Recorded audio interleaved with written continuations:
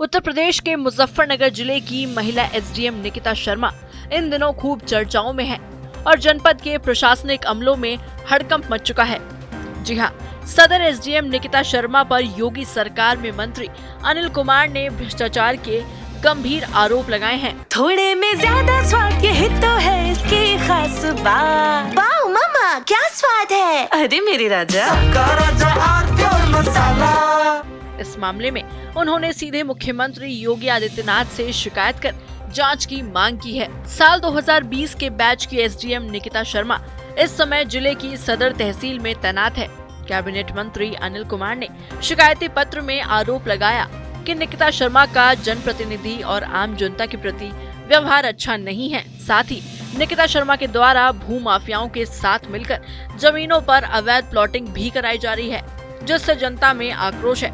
ऐसे में मंत्री ने मांग की है कि एसडीएम की भूमि से संबंधित सभी अवैध कार्यों की निष्पक्षता से जांच कराई जाए। मंत्री जी, एक पत्र जारी हुआ है आपका जो एसडीएम के खिलाफ भ्रष्टाचार को लेकर। एक पत्र मैंने प्रमुख सचिव माननीय मुख्यमंत्री जी को लिखा था एसडीएम सदर के विरुद्ध, क्योंकि जो सदर तहसील है वो हमारी पूरी विधानसभा सदर तहसील में आती है और काफ़ी लंबे समय से क्षेत्र के लोगों की शिकायतें प्राप्त हो रही थी, उनके व्यवहार की, उनके ऑफिस में ना बैठने की, और काफ़ी ये भी शिकायतें प्राप्त हो रही थी कि विधानसभा क्षेत्र में काफ़ी मतलब प्लॉटिंग में भी उनके इन्वॉल्वमेंट रहते हैं। भ्रष्टाचार की काफ़ी शिकायतें प्राप्त हो रही थी। आम जनता की, जो मैंने लिखा है वो आम जनता की भावनाएं हैं जो लिखी हैं, और उस बात को शासन को अवगत करा है। बाकी कार्रवाई शासन को करनी है उसमें। अच्छा, लगातार जो उपजिलाधिकारी है कहीं उनकी भी शिकायत आ रही है कि भाई भ्रष्टाचार की। देखो ऐसा है ना, देखो महाराज जी की सरकार है, ये योगी आदित्यनाथ जी की सरकार है, और भ्रष्टाचार के विषय में जीरो टॉलरेंस की नीति है। कोई भी हो, चाहे नेता हो चाहे अधिकारी हो, अगर कोई कहीं का भ्रष्टाचार की शिकायत मिले, निश्चित रूप से इस सरकार कार्रवाई करती है। और ऐसा नहीं है मान लो जिस अधिकारी को तैनात कर दिया कि वो भ्रष्टाचार नहीं कर सकता, ऐसा तो नहीं है। भ्रष्टाचार करते हैं, जो भ्रष्टाचार की शिकायतें प्राप्त होती है उसमें निश्चित रूप से सरकार कार्रवाई करती है। तो उसी परिप्रेक्ष्य में अगर उस शिकायतों में सत्यता पाई जाती है तो निश्चित रूप से कार्रवाई होगी। बता दें, एसडीएम निकिता शर्मा के खिलाफ शिकायत का ये कोई पहला मौका नहीं है। इससे पहले भी उनके खिलाफ कई लोग अपना आक्रोश जता चुके हैं। वहीं जब मीडिया ने बुढ़ाना एसडीएम मोनालिसा जौहरी को लेकर मिली शिकायत पर सवाल पूछा तो कैबिनेट मंत्री ने स्पष्ट किया कि सरकार में तैनात अधिकारियों की अगर शिकायत मिलेगी तो उन पर जांच जरूर होगी।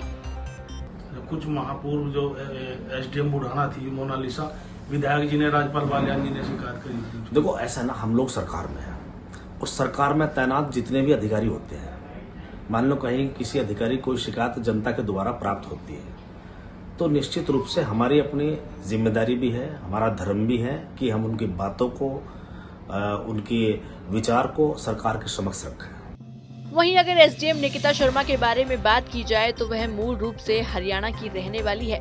उनका जन्म 31 मार्च 1995 को हरियाणा में हुआ था और शुरुआती पढ़ाई लिखाई के बाद उन्होंने ग्रेजुएशन कर सिविल सर्विसेज की तैयारी शुरू कर दी।